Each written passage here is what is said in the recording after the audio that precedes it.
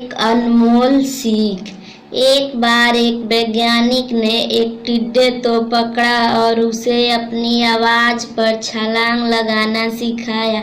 वैज्ञानिक टिड्डे से कहता, कूदो। टिड्डा उसके आवाज सुनते ही जोर से छलांग लगा देता। अब वह वैज्ञानिक था तो प्रयोग करना बनता ही था। उन्होंने टिड्डे की छलांग पर प्रयोग किया। वैज्ञानिक ने उसकी एक टांग तोड़ दी और फिर बोला, कूदो। अब टिड्डे की छलांग की दूरी कम हो गई। वैज्ञानिक ने उसकी दूसरी टांग तोड़ दी और फिर बोला, कूदो। टिड्डे की छलांग और कम हो गई। अब तोड़ी गई उसकी तीसरी टांग, फिर छलांग की दूरी और कम हो गई। एक एक करके बेचारे टिड्डे की सारी टांगें तोड़ दी गई। अब आखिरी टांग टूटने पर जब उससे कहा गया कूदो तो वह हिल भी नहीं पाया। अब वैज्ञानिक ने अपना निष्कर्ष अपनी डायरी में लिखा। जानते हो उसने क्या लिखा?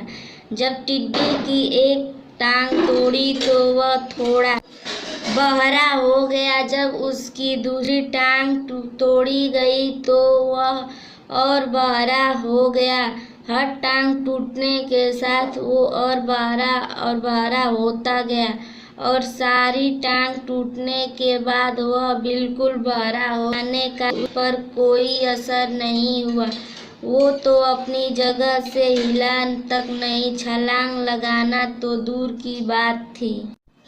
इस कहानी को सुनकर सभी को ऐसा ही लग रहा है ना कि क्या मूर्ख वैज्ञानिक था, इतनी सीधी सी बात उसे समझ में नहीं आई।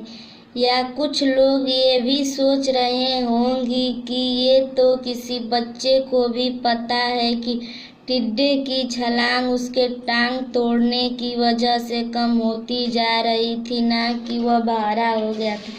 दोस्त, हम सभी जीवन में कई बार ऐसे ही मूर्ख बन जाते हैं।